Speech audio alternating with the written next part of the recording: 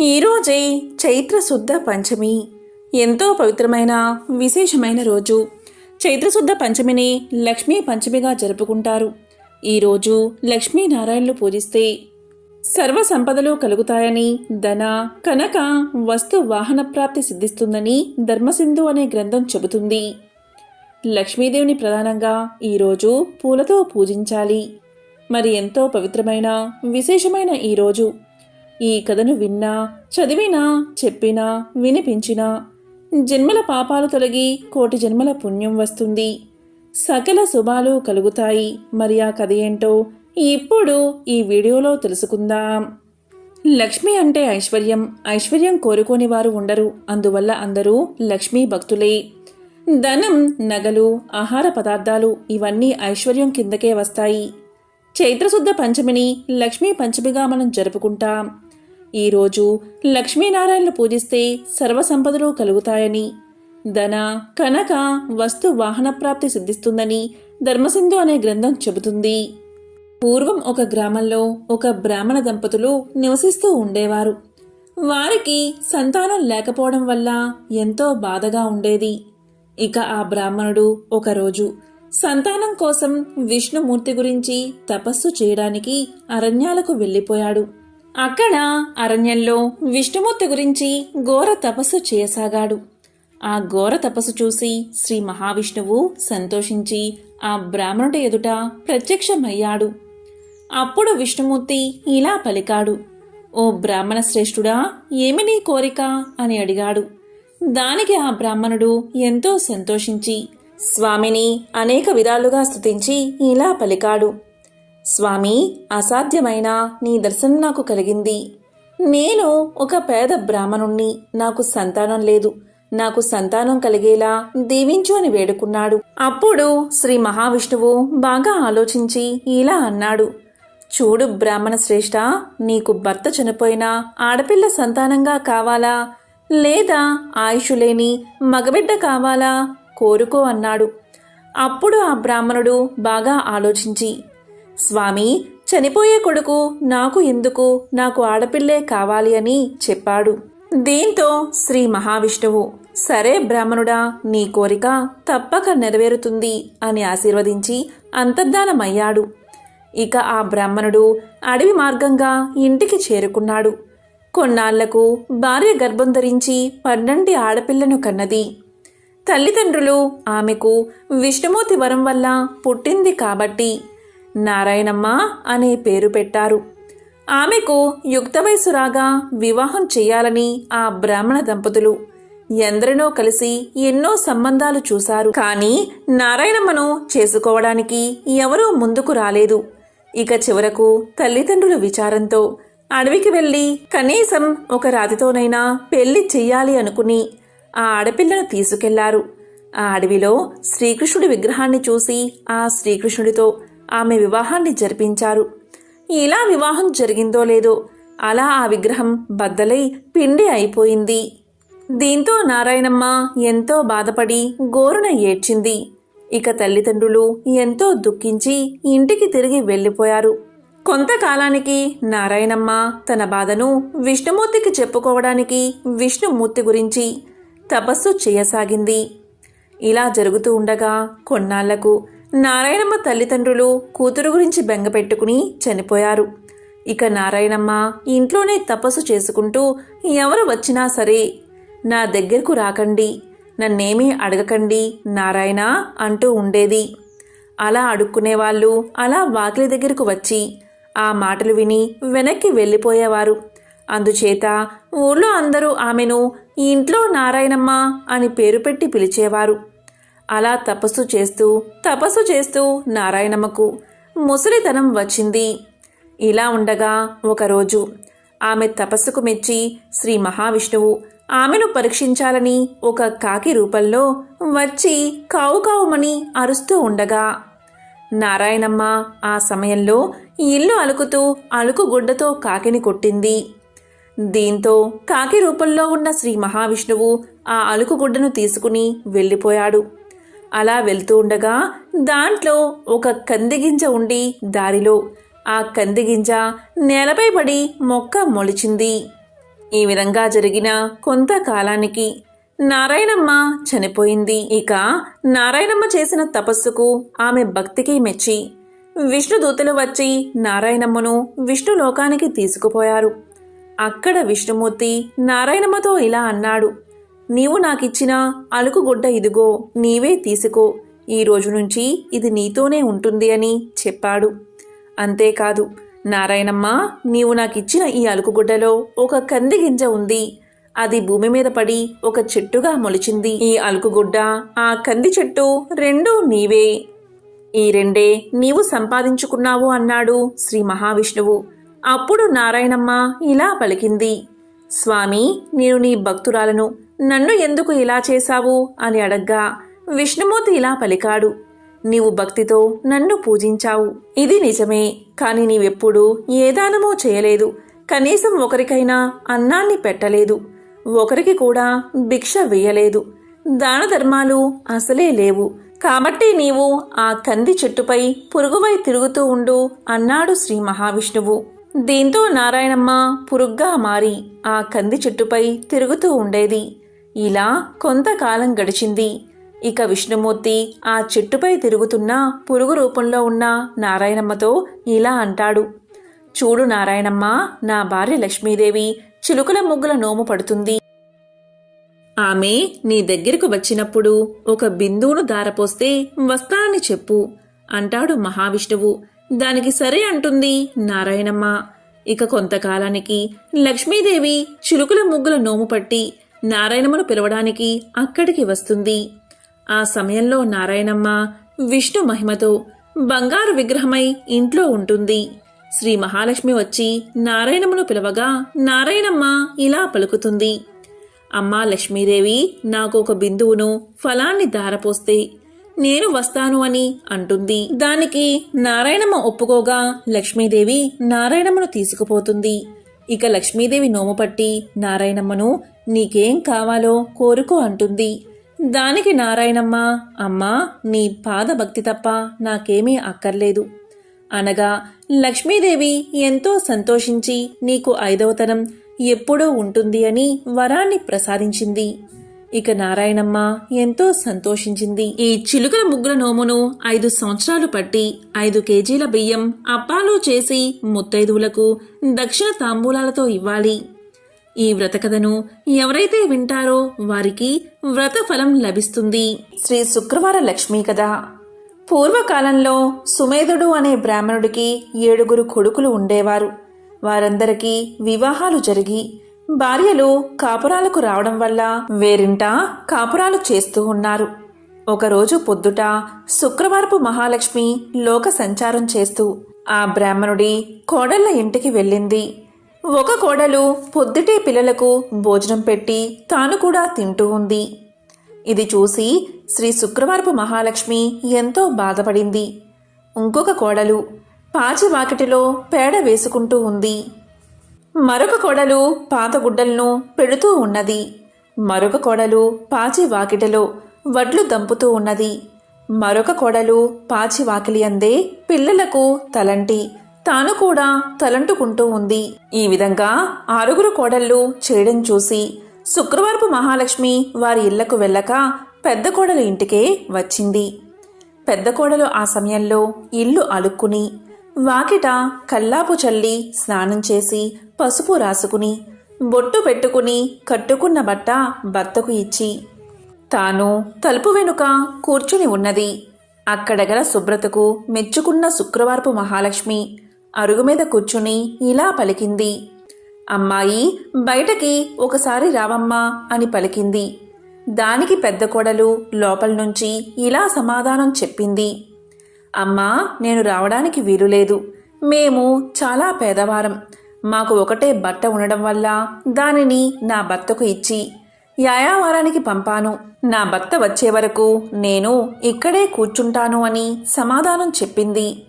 అప్పుడు శుక్రవారపు మహాలక్ష్మి తన బట్టలో సగం ఆమెకు కట్టబెట్టి తనకు ఒక సోలెడు బియ్యం వార్చి పెట్టమని కోరింది. అందుకు పెద్ద కోడలు ఎంతో బాధపడి, అమ్మా, నా భర్త వచ్చే వరకు ఇంట బియ్యం ఉండవని సమాధానం చెప్పింది. అప్పుడు శుక్రవారపు మహాలక్ష్మి ఇలా పలికింది. అమ్మా, నీవు శుక్రవారపు మహాలక్ష్మి మా ఇంటికి వచ్చింది. ఆమెకు ఈ సరుకులు కావాలని వర్తకులకు చెప్పి కావలసినవి తెచ్చుకోమని చెప్పి ఆ బ్రాహ్మణ స్త్రీని పంపించింది. దాంతో పెద్ద కోడలు శుక్రవారపు మహాలక్ష్మి చెప్పిన ప్రకారం కోమటి ఇంటికి వెళ్ళి తన ఇంటికి శుక్రవారపు మహాలక్ష్మి వచ్చిందని తెలిపి పప్పు, బియ్యం, మిగతా వంటకు కావలసిన పదార్థాలన్నీ ఇమ్మని కోరగా అతడు వాటన్నిటినీ ఇచ్చాడు. తరువాత పెద్ద కోడలు శుక్రవారపు మహాలక్ష్మి చెప్పిందని తెలుగువాని దగ్గరకు వెళ్ళి మా ఇంటికి శుక్రవారపు మహాలక్ష్మి వచ్చింది, ఆమెకు ఈ పదార్థాలు కావాలని తెలుగులవాణ్ణి కోరగా తెలుగులవాడు తెలగపిండిని, నూనెను ఇచ్చాడు. ఆ తరువాత పెద్ద కోడలు కంచెల దగ్గరకు వెళ్ళి కంచెల దగ్గర శుక్రవారపు మహాలక్ష్మి మా ఇంటికి వచ్చింది, ఆమెకు ఈ పదార్థాలు కావాలని కోరగా కంచరి ఇంటి దగ్గర పాత్ర సామాగ్రిని ఇచ్చాడు. తర్వాత పెద్దగోడలు సాలివాని దగ్గరకు వెళ్ళి మా ఇంటికి శుక్రవారపు మహాలక్ష్మి వచ్చింది, ఆమెకు ఈ పదార్థాలు కావాలని కోరగా సాలివాడు మంచి మంచి బట్టలను పెద్ద కోడలకు అందజేశాడు. దాంతో పెద్ద కోడలు ఇంటికి వెళ్ళి 4 పిండి వంటలతో అవకాయ పచ్చలతో శుక్రవారపు మహాలక్ష్మికి వడ్డించింది. అంతలో ఆమె భర్త ఎడమూట పెడమూటలతో సంతోషంగా ఇంటికి వచ్చాడు. ఆ రోజు అతనికి సంతృప్తికరంగా యాయావారం దొరికింది. అతనికి పెద్ద కోడలు భోజనం వడ్డించగా దాన్ని పోంచేసి ఇవి ఎక్కడి నుంచి వచ్చాయి అని అడిగాడు. ఆమె తమ గృహానికి శుక్రవారపు మహాలక్ష్మి వచ్చిందని తెలియజేసింది. అంతలో శుక్రవారపు మహాలక్ష్మి తానింక వెళ్తాను అని చెప్పగా పెద్ద కోడలు అమ్మా, ఈరోజు రాత్రి భోజనం చేసి వెళ్దూగాని అని కోరింది. దానికి శుక్రవారపు మహాలక్ష్మి అంగీకరించి రాత్రి భోజనమైన తర్వాత నేను వెళ్తాను అని చెప్పగా అప్పుడా బ్రాహ్మణ స్త్రీ అమ్మా, ఇంత చీకట్లో ఎక్కడికి వెళ్తావు? రేపటి ఉదయమే వెళ్దూగానిలే అని పలకగానే దానికి శుక్రవారపు మహాలక్ష్మి సమ్మతించి నిద్రపోయి కొంత రాత్రికి లేచి తనకు కడుపు నొప్పుగా ఉన్నదని తెలియచేసింది. బయటికి వెళ్లి వస్తానని చెప్పగా అందుక బ్రాహ్మణ స్త్రీ చీకటిలో వీధిలోకి వెళ్ళవద్దు అని ఓ మూలన కూర్చోమని చెప్పింది. మహాలక్ష్మి అదేవిధంగా 4 మూలలోనూ కూర్చుని తెల్లవారే వేళకు మాయమైపోయింది. ఆ బ్రాహ్మణ స్త్రీ నిద్ర మేల్కోగాని ఇల్లు బాగు చేయడానికి చీపుర్ని చేతబట్టి గది యొక్క 4 మూలలా చూసింది. 4 మూలల్లోనూ 4 బంగారు కుప్పలు ఉండడం చూసి ఆమె ఎంతో ఆనందం చెంది భర్తకు ఆ విషయాన్ని తెలియచేసింది. అప్పుడు భర్త తమ ఇంటికి వచ్చిందని సాక్షాత్తు మహాలక్ష్మీదేవే అని భావించి తమపై ఆమె చూపిన దయను తలుచుకుని ఎంతో సంతోషంతో భార్యతో కలిసి శుక్రవార నోమును నోయించుకుని భాగ్యాలను బడసి భక్తి విడువక సంతోషంగా కాలాన్ని గడిపాడు. ఇదే శ్రీ శుక్రవారపు లక్ష్మీ కథ. ఎవరైతే ఈ కథను భక్తి శ్రద్ధలతో వింటారో లేక చదువుతారో వారికి దరిద్ర బాధలు తొలగి సకల ఐశ్వర్యాలు కలుగుతాయి. ధనం మూలం ఇదం జగత్ అనేది అందరికీ తెలిసిన విషయమే. జీవ సమస్తానికి ధనమే మూలం. ధనం లేకపోతే ఆహారం లభించదు. కాబట్టి అలాంటి ధనానికై ఎల్లరూ శ్రీ ధనలక్ష్మీదేవిని ఆరాధించాలి. ఆమె దయకలవాడే కలవాడు, ఆమె దయలేనివాడు లేనివారిలోని లెక్క. ధనం చాలా విలువైనది, ఇది అందరికీ తెలిసిన విషయమే. కాబట్టి ధన ప్రాప్తికై శ్రీ మహాలక్ష్మీదేవిని ఆరాధించాలి. ధనాది దేవత అయిన ఆ శ్రీ ధనలక్ష్మీదేవిని ఆరాధించి ఆమె అనుగ్రహాన్ని పొందాలి. ఆ అమ్మ దయకు పాత్రులై ధనవంతులైన అసంఖ్యాక భక్తులలో ఒకరిద్దరి విషయాలు ఇప్పుడు తెలుసుకుందాం. అదే సమాధి కథ. పూర్వం సమాధి అనే ఒక వైశ్యుడు ఉండేవాడు. అతడు విపరీతంగా ధనాన్ని సంపాదించాడు. దానితో అతనికి ధన గర్వం వచ్చింది. కొత్తలో అంతా లక్ష్మీ కటాక్షమే అనేవాడు అతను. రాను రాను దేవుడా లేక దెయ్యమా, నా తెలివితేటలతోనూ బోలెడు పెట్టుబడితోనూ వ్యాపారం చేశాను, అందుకే సంపాదించాను అంతా నా గొప్పతనమే అండం మొదలుపెట్టాడు. హితవు చెప్పేవారిని కసిరేవాడు, తనకు వంత పాడేవారిని చేరదీసేవాడు. అలా అతని చెంత చేరిన భజనపరులందరూ కూడా అతని వద్ద ధనం తీసుకుంటూ ఉండేవారు. అందుకుగాను వారా సమాధితో కలిసి దైవదూషణలు కూడా చేస్తూ ఉండేవారు. తద్వారా వారి వద్ద డబ్బు నిలిచేది కాదు. సమాధి వారికి ఎంత ఇచ్చినా అదంతా ఏదోలాగా ఖర్చయిపోతూ ఉండేది. పనికిమాలిన వారికి అనవసరపు ఖర్చులకు డబ్బు ఇచ్చి ఇచ్చి అవసరానికి డబ్బు లేక డాబోసరికి తన పలుకుబడిపై అప్పులు చేసి చేసి అవి తీర్చలేక సమాధి దరిద్రుడైపోయాడు. అతడు పెద్దలను ఆశ్రయించాడు. అప్పుడు పెద్దలు ఇలా పలికారు: దైవమున ఏమున్నది, అంతా నీ గొప్పే అన్నావు కదా, నీ గొప్ప నీవే చూసుకో, ఇక్కడి నుంచి వెళ్ళిపో అని తరిమేశారు. మరికొద్ది కాలానికి కొడుకులు తిరగబడ్డారు. అప్పులవారు అల్లరి చేయడం మొదలుపెట్టారు. గొప్ప దరిద్రం కలిగినది. చివరికి భార్య కూడా ఎదురు తిరిగినది. నీ వంటి దరిద్రుడితో నేనుండలేను అని చెప్పి పుట్టింటికి వెళ్ళిపోయింది. రుణదాతలకు కుటుంబ ఘాతకులకు వెరచి ఒకానొక రాత్రివేళ సమాధి అడవుల పట్టిపోయాడు. ఈ సమాధి గురించి బాగా తెలిసిన ఒక మిత్రుడు అతనికి సహాయం చెయ్యాలి అనుకున్నాడు. కానీ తక్కిన వ్యాపారులు అడ్డుపడుతూ ఉండడం వల్ల ఒకరోజు ఆ మిత్రుడు ఒక చేతికర్ర దొలిపించి అందులో ఖరీదైన వజ్రాలు వేసి సమాధికి ఇచ్చాడు. అప్పుడు ఆ మిత్రుడు సమాధితో ఇలా పలికాడు: సమాధి, నీవు దరిద్రంచే బాధపడుతూ ముసలివాడివలే అయిపోయావు. నేను ప్రత్యక్షంగా ధనమిస్తే ఇతర వ్యాపారులతో నాకు గొడవ వస్తుంది. కాబట్టి నీ చేతికి ఊతంగా ఈ కర్రను తీసుకో అని చెప్పాడు. దానికి సమాధి ఎంతో బాధతో ఆ చేతికర్ర తీసుకుని ఆ చేతికర్రతో సంతకు వెళ్ళి ఆ చేతికర్రను సంతలో ఎవరో పొరుగువాడికి చవకగా అమ్మేసి దానితో వంట సరుకులు కొనుగోలు చేశాడు. సమాధి చేసింది విని మిత్రుడు ఎంతో బాధపడ్డాడు. సమాధి యొక్క దరిద్రావస్థను ఎలాగైనా తప్పించాలని ఆ మిత్రుడు మరొకసారి సమాధిని పిలిచి ఇలా పలికాడు: సమాధి, ఈ గుమ్మడికాయ తీసుకో అని ఒక గుమ్మడికాయ ఇచ్చాడు. దాని నిండుగా బంగారు కాసులు పోసి ఇచ్చాడు.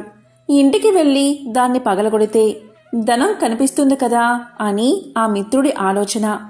కానీ సమాధి ఆ గుమ్మడికాయను వేరొక కూరగాయల వ్యాపారికి అమ్మేసి ఆ చిల్లరతోనే ఇంటికి వెళ్ళిపోయాడు.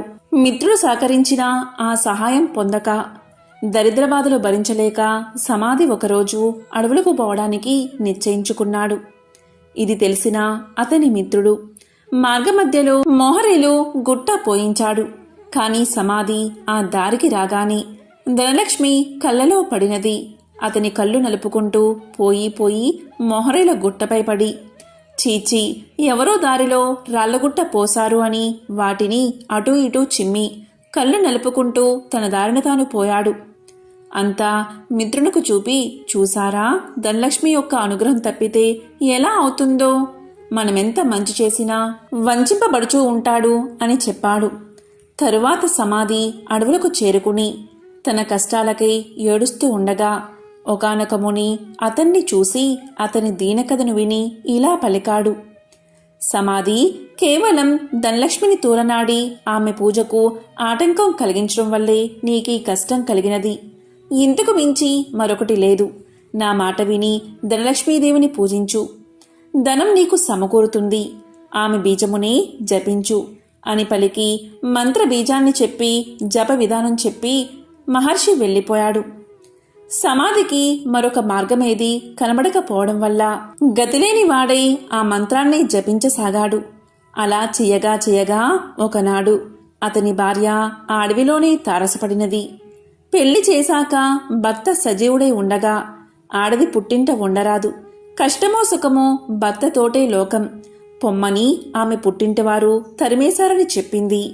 ఆమె తనతో తెచ్చిన స్వల్ప ధనాన్ని సమాధికి ఇచ్చి క్షమించమని కోరింది.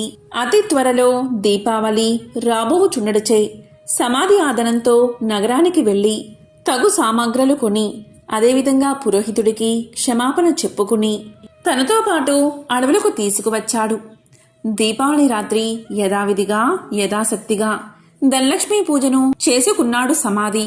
దానితో సంతృప్తిగా శాంతించిన ధనలక్ష్మి సమాధిని అనుగ్రహించింది. దాంతో పురోహితుడు ఊరిలోనికి పోయి సమాధి ఉనికిని, అతనిలోని మార్పును అందరికీ తెలియచేశాడు. సమాధి మిత్రుడు అలాగే విప్రుడు కూడా దీన్ని సమర్థించారు. అవును, అమ్మవారిని కించపరచడం వల్లే అతనికి ఇటువంటి గతి పట్టింది కాని సమాధి చెడ్డవాడు కాడు అని మరీ చెప్పగా ఇతర వ్యాపారులు కూడా ఆలోచించి సమాధిని తిరిగి ఊరిలోకి పిలిచారు. మిత్రులు ఇచ్చిన పెట్టుబడితో సమాధి మరలా వ్యాపారాన్ని ప్రారంభించి నిత్యము ధనలక్ష్మీదేవిని పూజిస్తూ ఆ తల్లి అనుగ్రహం వల్ల అతని వ్యాపారం అభివృద్ధి చెందడం వల్ల తిరిగి కోటీశ్వరుడుగా మారి సకల సౌభాగ్యాలతో తులతూగుతూ ఉన్నాడు. కాబట్టి ఎవరైతే ప్రతి గురు శుక్రవార రోజుల్లోనూ అష్టమి, నవమి, దశమి, పౌర్ణమి తిథులయందు ఆ అమ్మవారిని పూజించి ఈ కథను వింటే ధనలక్ష్మీదేవి యొక్క అనుగ్రహానికి పాత్రులు అవుతారు. ఈ కథ విన్నా చదివినా సర్వశుభాలు చేకూరతాయి. ఇదే ధనలక్ష్మీదేవి యొక్క కథ. త్రిలోక సంచారి అయిన నారద మునికి ప్రతిదీ తెలుసుకోవాలని ఆతృత ఉంటుంది. ఇది మనందరికీ తెలిసిన విషయమే. అదేవిధంగా నారదముని ఒకసారి ఆతృతగా లక్ష్మీదేవిని ఇలా అడుగుతాడు. అమ్మా లక్ష్మీదేవి, మీరెప్పుడూ కూడా విష్ణుమూర్తి పాదాలను ఎందుకు నొక్కుతారు అని అడుగుతాడు. దానికి లక్ష్మీదేవి ఇలా సమాధానం చెప్తుంది. మానవుల నుండి భగవంతుడి వరకు గ్రహాలన్నీ తన్ను ప్రభావితం చేస్తాయని లక్ష్మీదేవి సమాధానం చెప్తుంది. ఈ గ్రహాల చెడు ప్రభావం శ్రీహరి పాదాలను నొక్కడం ద్వారా ముగుస్తుంది. కాబట్టి ఆమె తన శ్రీహరి పాదాలను నొక్కుతుంది అని సమాధానం చెప్తుంది. ఒక మహిళ చేతిలో దేవతల సర్వోన్నతుడైన బృహస్పతి నివసిస్తాడు. రాక్షసుల గురువు శుక్రాచార్యుడు మనుషుల పాదాలలో నివాసముంటాడు. భార్య తన భర్త పాదాలను నొక్కినప్పుడు గ్రహాల యొక్క చెడు ప్రభావాలను నివారించడంతో పాటు సంపద కూడా వృద్ధి అవుతుందని లక్ష్మీదేవి విష్ణు పాదాలను నొక్కడానికి కారణమని ఆమె ఎంతో సులువుగా నారదుడికి సమాధానం చెప్తుంది. లక్ష్మీదేవి ఐశ్వర్యానికి దేవత, జ్యేష్ఠాదేవి దారిద్ర్య దేవత. ఒకసారి వీరిద్దరికీ ఒక చిన్న అనుమానం వచ్చింది. ఆ అనుమానం ఏంటి అంటే తమలో ఎవరు చాలా అందంగా ఉన్నారో అని. ఈ విషయమై వీరిద్దరూ వాదించుకుంటూ ఉండగా వారికి ఎదురుగా ఒక వ్యాపారి వస్తువు కనిపించాడు. ఇక వాదించడం ఆపేసి ఆ వ్యాపారిని అడిగి నిజం తెలుసుకోవాలి అనుకున్నారు అక్కా చెల్లెళ్ళు. అలా అనుకున్నదే తడువుగా జ్యేష్ఠాదేవి లక్ష్మీదేవిలు అతడి ముందుకు వెళ్ళి నిల్చున్నారు. తామిద్దరం ఎవరమో కూడా అతడికి వివరించి చెప్పారు. ఐశ్వర్య దేవత లక్ష్మీదేవి, దారిద్ర్య దేవత జ్యేష్ఠాదేవి ఇద్దరూ ప్రత్యక్షమై కనిపించి అలా అడిగేసరికి ఆ వ్యాపారికి నోట మాట రాలేదు. ఇద్దరూ ఒకేసారి కనిపించినందుకు సంతోషించాలో లేక బాధపడాలో కూడా అతనికి అర్థం కాలేదు. విషయమంతా విన్నా ఆ వ్యాపారి భయంతో వణికిపోయాడు. ఇద్దరిలోనూ లక్ష్మీదేవే అందమైనదని అతనికి తెలుసు. అయితే నిజాన్ని చెబితే జ్యేష్ఠాదేవికి కోపం వస్తుంది. ఆమెకు కోపం వస్తే తనను ఇంకా పేదవాడిని చేస్తుందని తెలుసు. ఇక లక్ష్మీదేవి అందంగా లేదని చెబితే ఆమెకు కోపం వస్తుంది. ఆమెకు కోపం వస్తే తనకున్న ఈ మాత్రం సంపదను కూడా లేకుండా చేసేస్తుంది. ఏం చేసేది భగవంతుడా అంటూ తలపట్టుకున్నాడు. ఇంతలో ఆ వ్యాపారికి ఒక మెరుపులాంటి ఆలోచన వచ్చింది. ఏదైతే అది అయిందని మనసుకు సర్ది చెప్పుకున్న ఆ వ్యాపారి ఆ దేవతలిద్దరికీ నమస్కారం చేశాడు. వెంటనే ఆ వ్యాపారి ఇలా చెప్పాడు. అమ్మా, ఓ మహాలక్ష్మి, నువ్వు ఇంట్లోకి వస్తున్నప్పుడు నీ అంత అందమైన స్త్రీ భూలోకంలో కానీ స్వర్గలోకంలో కానీ ఎవరూ ఉండరు అని చెప్పాడు. అలాగే జ్యేష్ఠాదేవి వైపు చూసి, అమ్మా, ఓ జ్యేష్ఠాదేవి, నువ్వు ఇంటి నుంచి బయటకు వెళ్తుంటే నీ అందం సొగసు వర్ణించేందుకు మాటలు చాలవు. ఆ సమయంలో నీ అందాన్ని ఎవరితోనూ పోల్చలేము అని సమాధానం చెప్పాడు. ఆ వ్యాపారి ఎవరి మనసులో నొప్పించిన విధంగా చెప్పిన తీరు జ్యేష్ఠాదేవి లక్ష్మీదేవులను సంతృప్తిపరిచింది. అతడు ఇద్దరిని విజేతలుగా నిర్ణయించాడని వారిద్దరూ అర్థం చేసుకున్నారు. దాంతో ఇద్దరూ అతడి నిర్ణయానికి సంతోషపడుతూ అక్కడ్నుంచి మాయమయ్యారు. ఇక్కడ అర్థం చేసుకోవాల్సింది ఏంటి అంటే, జ్యేష్ఠాదేవి లక్ష్మీదేవులు ఎవరికి వారు విజేతలమని అనుకుంటూ వెళ్లారే కాని నిజానికి నిజమైన విజేత ఆ వ్యాపారే. ఎందుకంటే అతడు ఐశ్వర్య దేవత అయిన లక్ష్మీదేవి అభిమానాన్ని పొందడమే కాదు, లక్ష్మీదేవి బద్ధ శత్రువైన జ్యేష్ఠాదేవిని సైతం సంతృప్తిపరిచాడు. కాబట్టి నిజమైన విజేత ఆ వ్యాపారే. లక్ష్మీదేవి అదృష్టానికి శుభానికి సంకేతం, అయితే జ్యేష్ఠాదేవి దరిద్రానికి సంకేతం. పురాణాల ప్రకారం లక్ష్మీదేవి జ్యేష్ఠాదేవులు ఎవరు ఎక్కడ ఉండాలి అనే విషయం గురించి చర్చలు మొదలవుతాయి. ఈ క్రమంలోనే లక్ష్మీదేవి వెళ్ళి సముద్ర గర్భంలో దాక్కుంటుంది. సముద్ర గర్భం నుంచి తను బయటికి రావాలని జ్యేష్ఠాదేవి కోరడంతో తాను బయటకు వచ్చి ఏ ప్రదేశంలో కొలువై ఉండాలో తెలియచేస్తుంది. ఈ విధంగా సముద్ర గర్భం నుంచి బయటకు వచ్చిన లక్ష్మీదేవి తాను పసుపు కుంకుమల్లో కొలువై ఉంటానని చెప్తుంది. అందుకే ఏదైనా శుభకార్యాలలో పసుపు కుంకుమలకు అంత ప్రాధాన్యత ఇస్తాము. పెళ్లి పత్రికలకు కూడా పసుపు కుంకుమ రాయడం వల్ల సాక్షాత్తు లక్ష్మీదేవిని ఆహ్వానించినట్లు. ఇలా పసుపు కుంకుమ రాయడం వల్ల ఆ పెళ్లిలో ఎలాంటి ఆటంకాలు లేకుండా లక్ష్మీదేవి కృప నూతన వధూవరులపై ఉంటుందని భావిస్తారు. అందుకే వివాహ ఆహ్వాన పత్రికలకు పసుపు కుంకుమలు రాస్తారని పురాణాలు చెబుతున్నాయి. మనం లక్ష్మీదేవి చిత్రపటాన్ని చూసినప్పుడు ఆమెకు గుడ్లగూప వాహనంగా ఉండడాన్ని చూస్తూ ఉంటాం. లక్ష్మీదేవికి గుడ్లగూప ఎలా వాహనమయ్యినది అనే ప్రశ్న మనల్ని పట్టి పీడిస్తుంది. దానికి సమాధానం ఇప్పుడు తెలుసుకుందాం. ఒకప్పుడు కౌశికుడు అని ఒక గొప్ప విష్ణుభక్తుడు ఉండేవాడు. అతడు గొప్ప సంగీత విద్వాంసుడు. సుమధురమైన తన గాన మాధుర్యంతో మహావిష్ణువుని ప్రసన్నం చేసుకున్నాడు. స్థూల శరీరాన్ని విడిచిన తర్వాత విష్ణు లోకాన్ని చేరుకున్నాడు. శ్రీహరి తన ప్రియభక్తుణ్ణి స్వాగతించి అతని గౌరవార్థం అంతరంగిక సంగీత సభ ఒకటి ఏర్పాటు చేశాడు. ఆ సభలో దేవర్షి నారదుడికి ప్రవేశం లభించలేదు. తుంబురుడికి సకల మర్యాదలతో స్వాగతం చెప్పారు.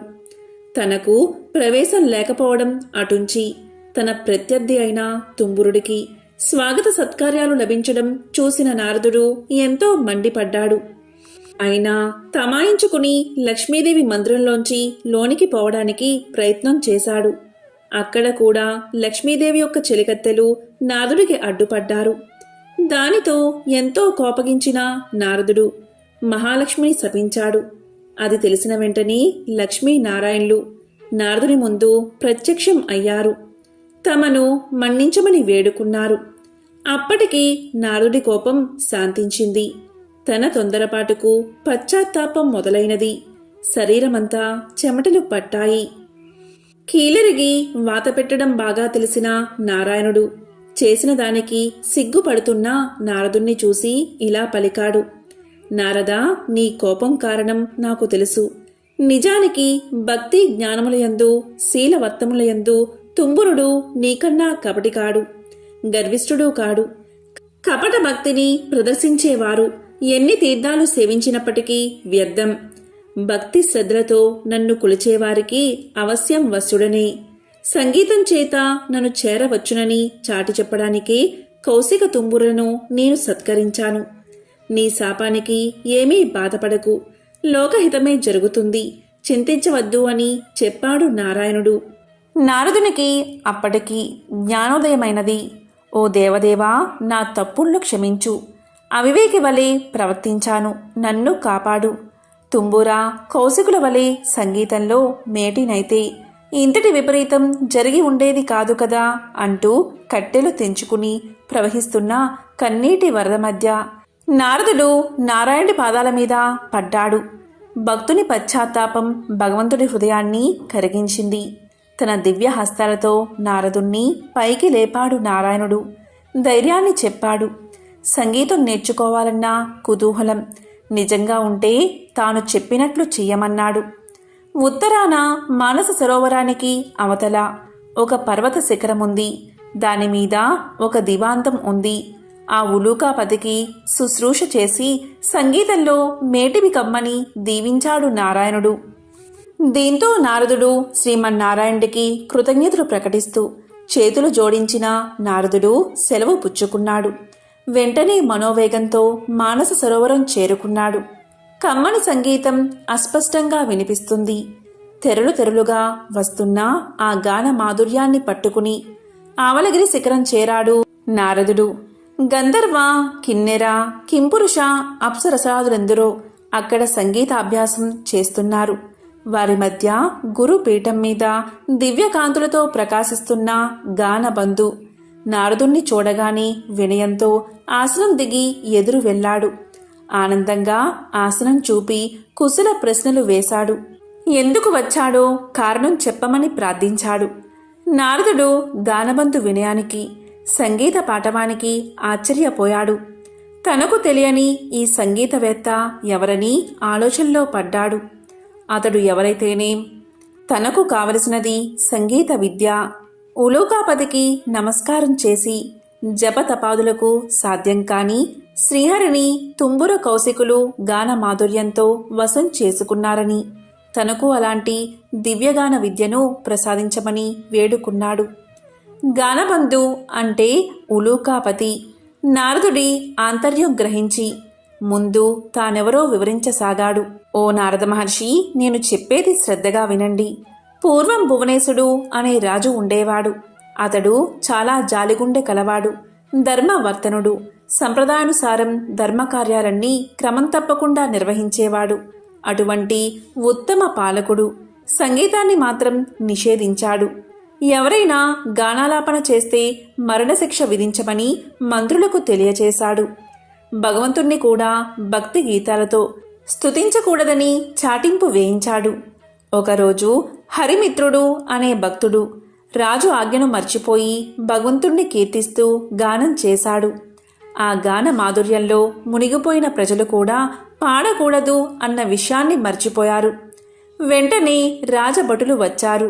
హరిమిత్రుణ్ణి రాజు ముందు నిలబెట్టారు. రాజు ఆలోచించాడు. పాడినవాడు బ్రాహ్మణుడు. బ్రహ్మహత్య మహాపాపం, మరణశిక్షతో సమానమైనది రాజ్య బహిష్కరణ.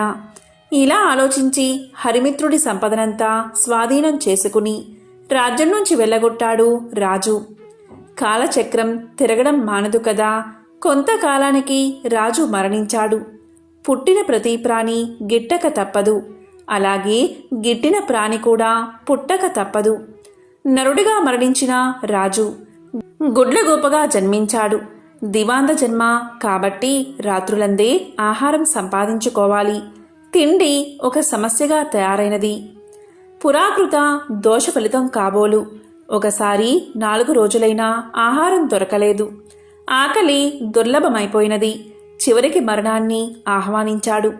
అతడు పూర్వజన్మలో చేసుకున్న సుకృతం వల్ల మరణదేవత యమధర్మరాజు వచ్చి ఎదురుగా నిలబడ్డాడు.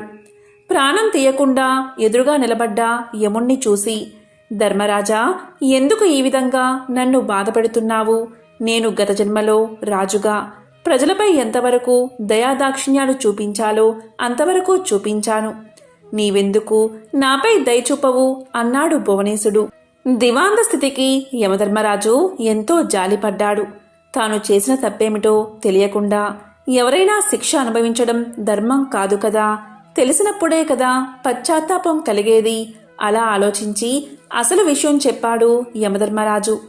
దివాందమా, నీవు రాజుగా ఉన్నప్పుడు అనేక సత్కార్యాలు చేసిన మాట నిజమే. కాని పరమాత్ముణ్ణి వేద మంత్రాలతో మాత్రమే స్తుతించాలని శాసించడం నీ మూర్ఖత్వం. పరమ పావనమైన సంగీతంతో హరికీర్తన చేసిన హరిమిత్రుణ్ణి శిక్షించిన పాపం తక్కువైంది కాదు కదా. ఆ పాప ఫలితం కొండంతై నీకు లభించిన పుణ్యఫలానికి మించిపోయింది. అదే నేడు నిన్ను పట్టి పీడిస్తుంది. విష్ణు భక్తులకు చేసిన కీడు నీకీ అవస్థ తెచ్చిపెట్టింది. దీని నుంచి బయటపడ్డం ఎవరికీ సాధ్యం కాదు. సమవర్తి చెప్పింది విన్నాక, అంటే యముడు చెప్పింది విన్నాక గాని దివాందానికి తాను చేసిన తప్పేమిటో అర్థం కాలేదు. ఏ మార్గంలో అయినా భగవంతుణ్ణి స్తుతించవచ్చు అనే జ్ఞానం కలిగింది. చేసిన తప్పుకు క్షమించి ఎలా అయినా బయటపడే మార్గం చూపించమని ధర్మదేవత పాదాల మీద పడ్డాడు. దీంతో యముడి హృదయం కూడా ద్రవించింది. ఉలూకరాజా, చేసిన తప్పుకు శిక్ష అనుభవించక తప్పదు. దేనికి మించిన శిక్ష అనుభవించినచో శిక్షాకాలం తగ్గుతుంది. అంగీకరిస్తే ఆ గుహలోనికి రా. అందులో నీ గత జన్మ దేహముంది. అందుండి రోజుకు కొంత మాంసాన్ని చీల్చుకుని భక్షించు. అది పూర్తయిన తర్వాత నీకు శుభం కలుగుతుంది అని దీవించి వెళ్ళిపోయాడు. ఓ మహర్షి, ఆ దురదృష్టవంతుణ్ణి నేనే. ఆ తరువాత నేనొక రోజున నా శవం వద్ద కూర్చుని ఉండగా దివ్య తేజస్వి అయిన ఒక బ్రాహ్మణుడు రథంలో పోతూ నా ముందున్న శవాన్ని చూసి రథాన్ని ఆపాడు. దగ్గరకొచ్చి చూసి, ఇది భువనేశుని కాయం వలె ఉన్నది. ఇది ఇక్కడెలా పడి ఉన్నది? దీన్ని ఈ పక్షి తినడమేమిటి అంటూ ఆశ్చర్యాన్ని ప్రకటించాడు. అప్పటికి నేను ఆ విప్రుణ్ణి గుర్తించాను. అతడు నా చేత బహిష్కరించబడిన హరిమిత్రుడు. వెంటనే అతని పాదాలపై పడి ప్రార్థించాను. తప్పుకు క్షమించమని అడిగాను. దుఃఖాశ్రువులు నేల రాలుతూ ఉండగా యమధర్మరాజు తెలియచేసిన విషయమంతా వివరించాను. హరిమిత్రుడు అది విని చలించిపోయాడు. తన అంతరంగ భావమునకు అనుగుణంగా ఇలా పలికాడు. నీ బాధలు చూస్తుంటే నాకెంతో విచారం కలిగింది. నీవు నా ఎడల చూపిన కాఠిన్యం నేను ఆ రోజునే మర్చిపోయాను. నీవు అనుభవించిన బాధ ఇక చాలు. ఈ క్షణం నుంచి నీకు బాధన్నది లేకుండా ఉండుగాక. గొప్ప సంగీత విద్వాంసుడివై లోకంలో ఉత్తమ సంగీత విద్యను బోధిస్తావు కాక అంటూ అతడు నా కృతజ్ఞతను స్వీకరించి వైకుంఠానికి వెళ్ళిపోయాడు. అతని దీవెనలు ఫలించి నేను ఇలా ఉన్నాను అంటూ గానబంధు తన కథంతా వివరించాడు. ఆ తరువాత నారదుడు గానబంధు విద్వాంసుని శిష్యుడయ్యాడు. తొలి రోజుని సంగీతం ఎలా నేర్చుకోవాలో అనే విషయం మీద పాఠం చెప్పాడు. సంగీతం ఒక దివ్య కళ అన్నాడు. తపంతో కాని తామసంతో కాని అది పట్టుబడదు అన్నాడు. కళ కోసం జీవితాన్ని అర్పించాలి అన్నాడు. కష్టపడి నిరంతరం సాధన చేస్తే ఎవరైనా అపురూపమైన ఈ కళలో ఆధిక్యం సాధించవచ్చు అన్నాడు. గౌరవభావం మొహంలో ఉట్టిపడుతూ ఉండగా వినయంగా తలవంచుకుని ఆలకించాడు నారదుడు. ఆ సాధన అలా 1000 ఏళ్లు గడిచాయి.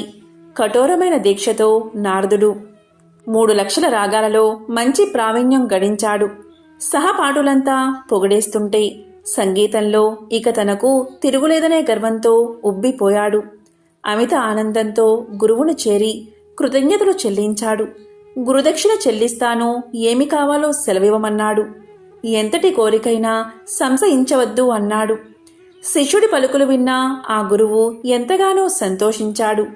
ఓ మహర్షి, దేవర్షులైన మిమ్మల్ని నేనేమి కోరగలను? దివాందమునకు కావలసిన అవసరాలు ఏముంటాయి? శిష్యుడివి అయినందున ఏదో ఒకటి కోరుకోక తప్పదు. ఈ ధరాతలం నిలిచి ఉండే వరకు సంగీత కళతో పాటు నేను సైతం లోకంలో గుర్తుండేలా వరాన్ని ప్రసాదించు అని తన మనసులోని మాటను బయట పెట్టాడు. అప్పుడు నారదుడు విశాలంగా నవ్వాడు. ఓ గురువర్యా, ఇది మరీ చిన్న కోరిక. ఈ చిరు కోరిక మీకున్న సంగీత పాండిత్యం తీర్చగలదు. శిష్య ప్రశిష్య కోటి వలన భూతలమున సంగీత కళ నిలిచి ఉన్నంత వరకు మీ కీర్తికి అంతులేదు. మీరు చేసిన ఈ మహోపకారానికి గురు దక్షిణిగా లక్ష్మీనారాయణల కటాక్షం, వారి సేవా భాగ్యాన్ని, శాశ్వత సన్నిధానమును ప్రసాదిస్తున్నాను. ప్రళయం సంభవించిన వేళ శ్రీ మహావిష్ణువునకు గరుత్మంతుని వలె శ్రీ మహాలక్ష్మికి నీవు వాహనమై తరింతువుగాక అంటూ శిష్యుడికి కానుకను దేవర్షిగా వరాన్ని సమర్పించి సెలవు తీసుకున్నాడు నారదుడు. ఈ విధంగా గానబంధు అనే గుడ్లగూప లక్ష్మీదేవికి వాహనంగా మారింది.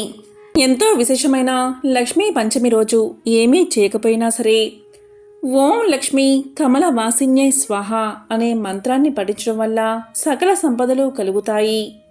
ఎంతో పవిత్రమైన విశేషమైన ఈ రోజు ఈ కథలను విన్నా, చదివినా, చెప్పినా, వినిపించినా జన్మల పాపాలు తొలగి కోటి జన్మల పుణ్యం వస్తుంది.